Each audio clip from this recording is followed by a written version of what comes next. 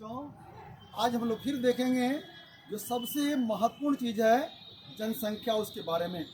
और कल मैंने बताया था आप लोगों को कि आज हम लोग देखेंगे the characteristics of population, the composition of population, the future population, all these are equal. सब समान एक जैसे हैं, ये मत समझ जाना कि अलग हो जाएगा। तो आज हम लोग देखेंगे जनसंख्या के विशेषताओं के बारे में, जनसंख्या का संरचना के बारे में। और इसको देखकर, जनसंख्या की संरचना को देखकर किसी भी देश के बारे में पता लगाया जा सकता है वह देश अच्छा होगा, विकास कर रहा है, या विकसित है, या विकासशील है। इससे हम आराम से पता लगा सकते हैं। जैसे आपकी माँ जो है एक चावल का दाना ऐसे देखती है तो तुरंत समझ जाते पूरा चावल पक गया है। उसी तरह जनसंख्या के विशेषताओं का जो कंपोनेंट हैं, जो घटक हैं, उनको देखकर हम आसानी से पता लगा सकते हैं कि यह देश विकसित है या विकासशील है, जैसा है। तो पहले मैं चलता हूँ एज कंपोजिशन पर, आयु संरचना पर। आयु संरचना को देखकर हम पता लगा सकते हैं कि वह देश आगे बढ़ रहा है कि नहीं बढ़ रहा है। जैसे आप देखोगे, मैं आपसे कहता हूँ कि इसको 3 कैटेगरी में बांटते हैं।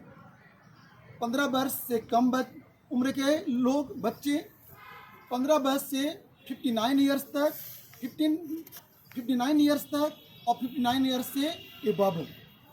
15 वर्ष से कम उम्र वाले और 59 माने 60 ईयर से एबव उम्र वालों को हम लोग डिपेंडेंट पॉपुलेशन कहते हैं, आश्रित जनसंख्या कहते हैं। और आश्रित जनसंख्या मतलब वो दूसरे पर निर्भर है, डिपेंड है नहीं, और वह कोई प्रोडक्टिविटी वर्क नहीं करते हैं। ऐसे भारत का बदनसीबी है कि हमारे यहाँ 15 वर्ष से कम उम्र वाले बच्चे भी क्या करते हैं, काम करते हैं, और 60 वर्ष से अधिक उम्र वाले लोग भी काम करते हैं। क्योंकि पापी पेट का सवाल है, नहीं, आप जान ही रहे हैं, क्या छुपाना है। वही चीज़ देखा जाए तो हम देखेंगे 15 वर्ष से कम उम्र के बच्चे हमारे यहाँ देखा जाए तो 34% से थोड़ा कम है। और हमारे यहाँ देखा जाए तो 15 ईयर से लेकर अब 59 ईयर्स का जो उम्र है, जिसको हम वर्किंग पॉपुलेशन कहते हैं, फंक्शनिंग पॉपुलेशन कहते हैं, इसमें कौन आते हैं, जो काम करते हैं, जो प्रोडक्टिविटी, जो वर्क करते हैं और संसाधनों का अर्जन करते हैं, मतलब वही पूरे परिवार को चलाते हैं। इस प्रकार आप देखेंगे कि क्या स्थितियां हैं। आप पाएंगे कि जिस देश में जनसंख्या ज़्यादा है नौजवानों की, तो अपने देश में क्या है, नौजवानों की जनसंख्या ज़्यादा है, बूढ़े और बच्चों की जनसंख्या कम है। लेकिन अभी बताएं हम आपको, लगभग 34% मतलब बच्चे भी हैं, और इतने लोगों पर माने अर्जक जो जनसंख्या है उस पर उनका भार है, उनका भार है। तो अब आप देखेंगे, आगे मैं चलता हूँ, समझ गए एज पॉपुलेशन के बारे में। एज पॉपुलेशन जो है क्या करता है, प्रभावित किया करता है किसको। अब इसको देखकर जहाँ वर्किंग पॉपुलेशन ज़्यादा होगा, मतलब क्या होगा, वह देश भविष्य में विकास कर सकता है। आइए मैं चलता हूँ वह आपको ऑक्यूपेशनल स्ट्रक्चर, व्यवसायिक संरचना के अंतर्गत चलते हैं। और व्यवसायिक संरचना के अंतर्गत आप देखेंगे कि कितने लोग किस व्यवसाय में लगे हुए हैं, किस क्षेत्र में लगे हुए हैं। अब जैसे मान लीजिए हम लोग पढ़े हैं, पहले बताएं आपको सेक्टर के बारे में या ऑक्यूपेशन के बारे में, primary occupation, secondary occupation and tertiary occupation. जिस देश में अधिक से अधिक लोग एग्रीकल्चरल सेक्टर में होंगे, जैसे भारत है, भारत के 60% लोग एग्रीकल्चरल सेक्टर में हैं। इसका मतलब क्या है कि इनकी आमदनी जो है क्या है, बहुत ही कम है, नहीं। और जिस देश के लोग सेकेंडरी सेक्टर्स में, टर्शियरी सेक्टर्स में लगे हुए हैं, अब जान रहे हो प्राइमरी सेक्टर में कौन आते हैं, कृषि आ जाता है, जो नेचर से रिलेटेड जो भी वर्क हैं, खनन आ जाता है, मत्स्य आ जाता है, आपको क्या कहोगे, दुग्ध व्यवसाय आ सकता है। तो इसमें लगे हुए लोगों की आमदनी कम हुआ करती है। लेकिन जो अब सेकेंडरी सेक्टर में कौन आते हैं, मैन्युफैक्चरिंग इंडस्ट्रीज आते हैं, उद्योग धंधे आते हैं। तो जहाँ पर उद्योग धंधों का विकास हुआ है वह देश आगे बढ़ेगा ना। उसी तरह टर्शियरी सेक्टर में शिक्षा हो गया, चिकित्सा हो गया, और क्या हो जाएगा, यह को means of transportation and communication भी आएगा। तो मीन्स ऑफ ट्रांसपोर्टेशन, कम्युनिकेशन, ये सब जो है क्या करते हैं, हमारी कार्य क्षमता को बढ़ाते हैं। डायरेक्ट रूप से आप नहीं देख सकते हैं कि हमारी कार्य क्षमता को बढ़ाते हैं। तो आप समझ सकते हैं कि अपने देश में अगर 60% अभी कृषि क्षेत्र में लोग लगे हुए हैं, मतलब कि हमें और भी अभी दूर जाने की आवश्यकता है।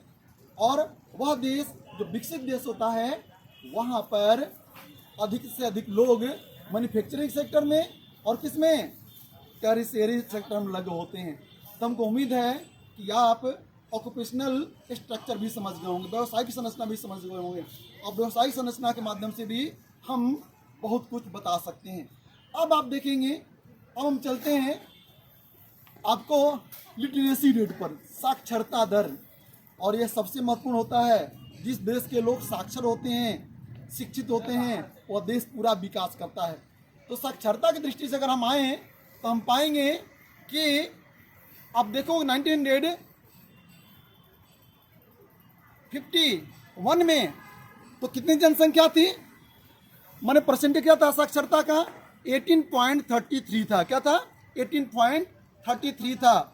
और उसमें पुरुष जो है 27.60% ही शिक्षित थे और महिलाएं 8.85% ही शिक्षित थी। लेकिन उसी को देखा जाए धीरे धीरे बढ़ते बढ़ते जब हमारा देश स्वतंत्र हो गया और आज 2011 में देखा जाए तो आप पाइएगा कि 74.04% लोग क्या हैं, शिक्षित हैं। जिसमें पुरुषों का साक्षरता दर क्या है, 82.14% है, जबकि महिलाओं का 65.46% है। बेटे ध्यान से आप इसको ये करोगे, ये परीक्षा में आते हैं सभी। तो इस तरह साक्षरता दर धीरे धीरे बढ़ा, लेकिन अभी भी देखेंगे महिलाओं का साक्षरता दर अभी भी कम है।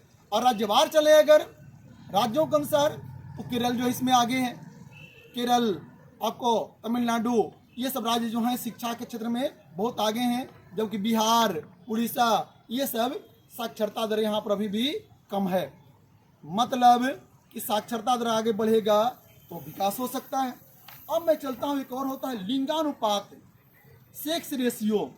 अब सेक्स रेशियो क्या होता है भाई, तो सेक्स रेशियो में आप ध्यान देना कि प्रति 1000 पुरुषों पर जितनी महिलाएं होती हैं उसी को क्या कहते हैं, लिंगानुपात कहते हैं। मतलब स्त्री और पुरुषों के बीच क्या अनुपात है। तो ये भी देखा जाए तो पहले अपने देश में लिंगानुपात जो था थोड़ा क्या था, अलग था, भिन्न था। लेकिन धीरे धीरे अब लिंगानुपात में भी क्या हुआ है, लिंगानुपात में भी बढ़ोतरी और कभी घट भी रहे हैं। और उस दृष्टि से देखा जाए तो भारत का लिंगानुपात मात्र कितना है, 943 है। कितना है, 943 है। जबकि 2001 में कितना था, 933 था। मतलब कि आज भी महिलाएं पुरुषों की अपेक्षा कम है। अब कारण क्या है, आप जान ही रहे हैं कि अनेक कारण, सामाजिक कारण आप जान रहे हैं कि दहेज प्रथा के कारण लोग नहीं चाहते हैं कि हमारे यहाँ क्या हो, अधिक बच्चे जन्म लें, अधिक लड़कियां जन्म लें, उनको बचपन में मार दिया जाता है। नहीं, परिणाम क्या होता है कि वे बच्चे, अब जब बचपन में मार दिया जाएगा, दूसरा उनको स्कूल नहीं भेजा जाता है, किनको, बहुत से बच्चों को, बच्चियों को विशेषकर, और उन पर ज़्यादा केयर नहीं किया जाता है। परिणाम क्या होता है कि वो अधिक विकास नहीं पाती हैं या जन्म के पहले उनको मार दिया जाता है। तो इस तरह क्या है आज हमारे देश में, आप देखेंगे मैंने पढ़ाया भी आप लोगों को है कि महिलाओं में और पुरुषों में कितना अंतर है। महिलाएं ज़्यादा काम करती हैं पुरुषों की अपेक्षा, लेकिन उनके काम का कोई महत्व नहीं दिया जाता है। तो चलो आगे मैं चलता हूँ, हेल्थ कंपोजिशन, हेल्थ स्ट्रक्चर। क्योंकि अगर कहा जाता है prevention is more than cure, prevention बहुत ज़रूरी है हर एक चीज़ों में। और हमारे यहाँ अगर साक्षरता की बात, साक्षरता नहीं, हेल्थ कंपोजिशन देखा जाए तो हेल्थ के क्षेत्र में भी हम अभी भी क्या हैं, बहुत ही पिछड़े हुए हैं। हाँ, ऐसी जो है सरकार बहुत ध्यान दे रही है, बहुत से रोगों पर काबू पा लिया जाए। अभी कोरोना आया था, ध्यान है ना, प्लेग की बीमारी बहुत पहले आई थी, वो समाप्त हो गई। चेचक, मलेरिया, ये सब पर क्या कर लिया गया, हम काबू पा लिए हैं। और इस तरह सरकार अनेक क्षेत्रों में क्या करना चाह रही है, विकास करना चाह रही है कि हमारे देश में बीमारियां को कम किया जा सके और लाइफ एक्सपेक्टेंसीज, अब जानते हैं जीवन प्रत्याशा क्या हो रहा है, अब धीरे धीरे बढ़ रहा है। अभी देखा जाए तो 67.5% हो चुका है मन लोगों की उम्र। क्यों? तो मेडिकल फैसिलिटीज की बढ़ावा दी जा रही है और भी विकास किए जा रहे हैं। इतना पर भी अगर देखा जाए तब भी अभी क्या है, अभी भी मेडिकल फैसिलिटी जितना चाहिए वह कम है। अब विशेषकर गांव में देखो, गांव में अभी भाई बुरा हाल है। शहरों में थोड़ा विकास हुआ है, आपको सार्वजनिक क्षेत्र में भी और पब्लिक सेक्टर में बहुत से हेल्थ फैसिलिटीज मिल रहे हैं। तो जो पैसे वाले हैं वो तो हेल्थ फैसिलिटी ले रहे हैं, कहाँ से, प्राइवेट सेक्टर में चले जा रहे हैं। लेकिन जो गरीब हैं वो तो भाई पब्लिक के हॉस्पिटल पर ही डिपेंड होते हैं और गांव में इसका भी अभाव है। तो जब तक इसको सुधारा नहीं जाएगा भाई, स्वस्थ शरीर में ही स्वस्थ आत्मा निवास करेगी। आदमी अच्छा काम कर सकता है और जब अच्छा काम करेगा, हर एक व्यक्ति अच्छा काम करेंगे तो देश का विकास संभव हो सकता है। तो हमको लग रहा है कि साक्षरता भी समझ गए आपको फिर हेल्थ कंपोजिशन भी समझ गए। अब मैं आता हूँ जो सबसे महत्वपूर्ण है, जो आप भी जानते हैं, एडोलसेंस, किशोरावस्था। और किशोरावस्था के बारे में आप जान ही रहे हैं भाई क्या होता है।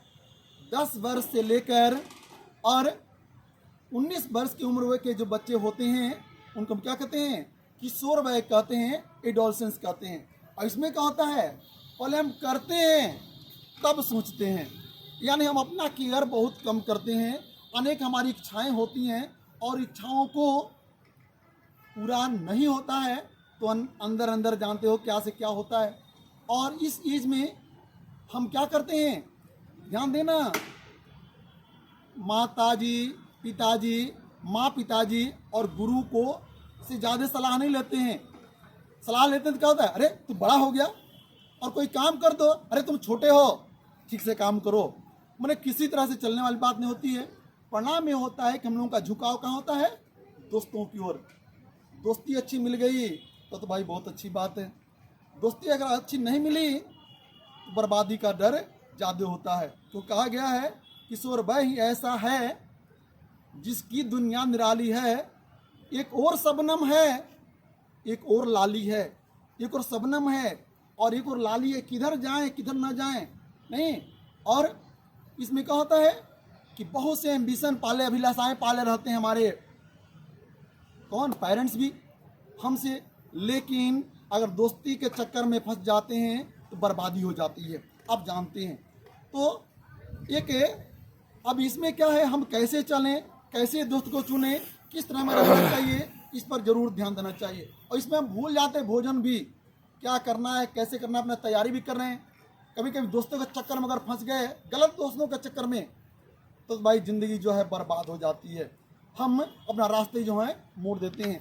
तो सरकार ने 2020 में एक प्रोग्राम लाया, NPP, नेशनल पॉपुलेशन पॉलिसी, जिसमें एडोलसेंस को भी रखा गया, किशोरावस्था को रखा गया।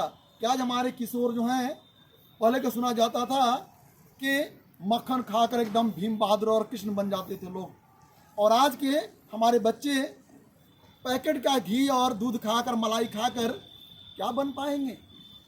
मैंने उनको जो है न्यूट्रिशनल जो आइटम्स होना चाहिए, भोजन मिलना चाहिए, वो नहीं मिल पाता है।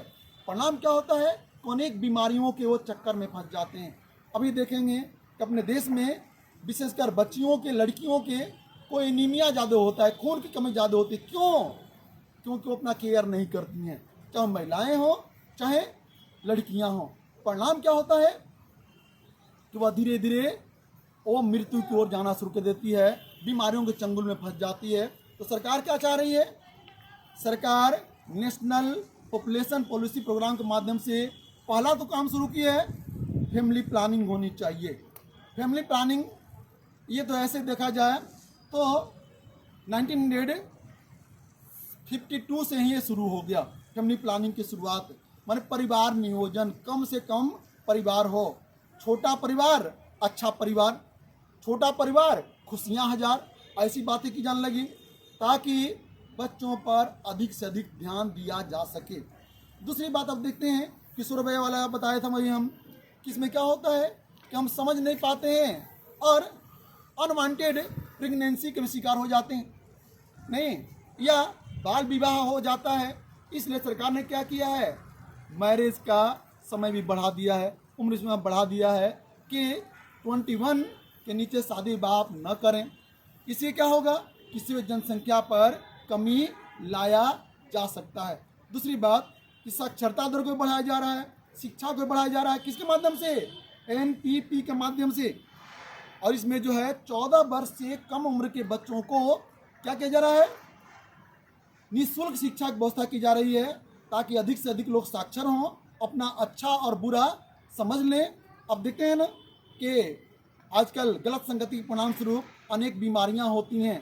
आपने नाम सुना होगा, एड्स का नाम सुने हैं ना, जिसके परिणाम स्वरूप हम तिल तिल कर मरना शुरू कर देते हैं। तो सरकार चाहते हैं अगर हमारे बच्चे, हमारे नागरिक और जागरूक होंगे, आगे बढ़ेंगे, तो देश और विकास कर सकता है, हम और आगे जा सकते हैं और देश का नाम रोशन कर सकते हैं। और भारत केवल अपने देश में नहीं बल्कि दुनिया में अपना नाम और आगे बढ़ा सकता है। तो हमको उम्मीद है कि आप ये लेसन सही ढंग से समझ गए होंगे। अगर कोई परेशानी होगी तो आप फिर हमसे पूछ लेना। तो बेटे, जय हिंद, जय भारत।